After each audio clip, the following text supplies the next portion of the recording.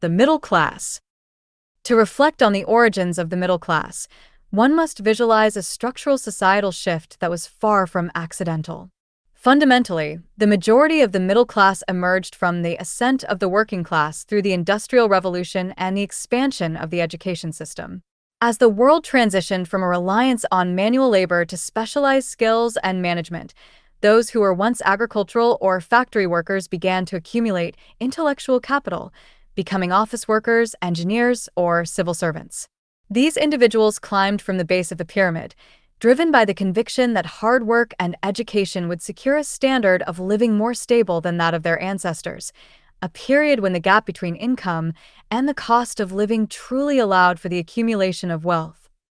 Simultaneously, another segment of the middle class originated from the adaptation and downward adjustment of the capitalist group, individuals who once held status near the wealthy but did not own large-scale factors of production, such as small business owners or heirs of affluent families. Faced with fierce competition or technological disruption, they might not have remained wealthy enough to live solely off asset yields, yet they maintained social capital and a lifestyle above that of general laborers. These two groups merged, the rising skilled labor and the adapting capitalists, forming the diverse and resilient collective known as the middle class, a blend of those striving for social mobility and those with inherited resource management expertise. The bourgeoisie and theoretical foundations. The intellectual evolution of the middle class is profound. Aristotle, the Greek philosopher, laid the groundwork by viewing the middle class as the heart of political stability, a golden mean between the arrogance of the rich and the malice of the poor. Later, during the Industrial Revolution, Karl Marx categorized groups based on their relationship to the means of production, famously labeling the burgeoning middle class as the bourgeoisie. In modern policy, however, we often lean on Max Weber, who expanded class definition beyond mere finances to include social status and skill. Today, global institutions like the OECD typically define the middle class as those earning between 75% and 200% of a nation's median income. In numerical terms, Pew Research Center and OECD data show that in a global context like the US, a middle-class household earns approximately $52,000 to $156,000 annually. For Thailand, National Statistical Office data suggests a range of 25,000 to 100,000 THB per month. However, these are gross income figures, a significant blind spot in mainstream statistics.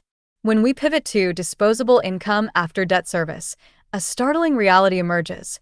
Many in the middle class are effectively the high-income poor.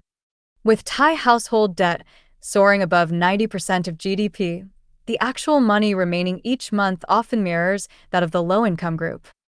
Can social classes change at any time? In liberal economic theory, social mobility is the engine of hope. In reality, this movement is far from fluid. Mobility occurs in two directions: upward mobility, e.g., the child of a farmer becoming a doctor, and downward mobility, e.g., a middle-class professional falling into poverty due to health crises or permanent unemployment.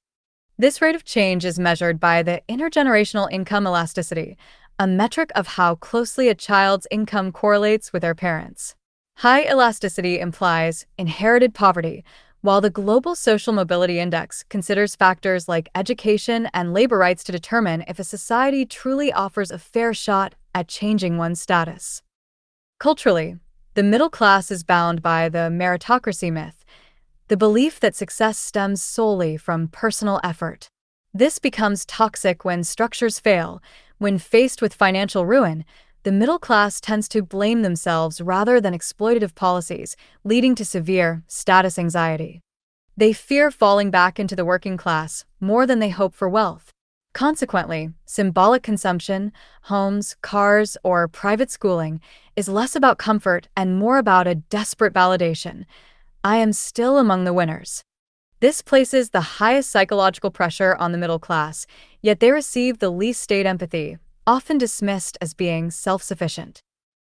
Glass ceilings and concrete floors. Today, social mobility faces a phenomenon of glass ceilings and concrete floors. In many nations, mobility has stagnated as the cost of building human capital, e.g., elite education, becomes a barrier for the poor. Meanwhile, the wealthy enjoy a concrete floor, an inheritance and networking safety net that prevents them from falling. The World Economic Forum suggests that in some countries, it could take 5 generations for a poor family to reach the national average income. This generational divide is stark. Baby boomers accumulated wealth during a time of low asset prices and robust welfare, while Gen Z and millennials face a historical disconnect, with incomes dwarfed by housing costs.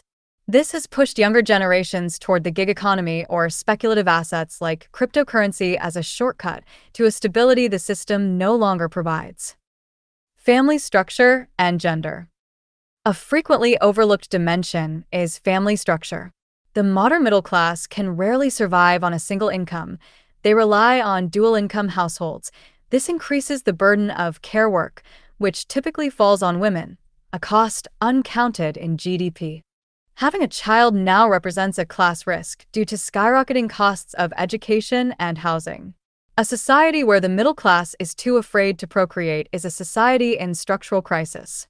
Geographically, global cities devour income through exorbitant rents, pushing the middle class to the periphery and creating time poverty through long commutes, further intertwining spatial and financial inequality. The global squeeze. Since the 1980s, the middle class has faced a global squeeze. OECD statistics show their share in developed economies has shrunk by an average of 10%, while the cost of living has outpaced income growth threefold over 30 years. Perhaps most concerning is the role of AI and automation, which are hollowing out the middle class first, targeting the mid-level office roles that were once their stronghold.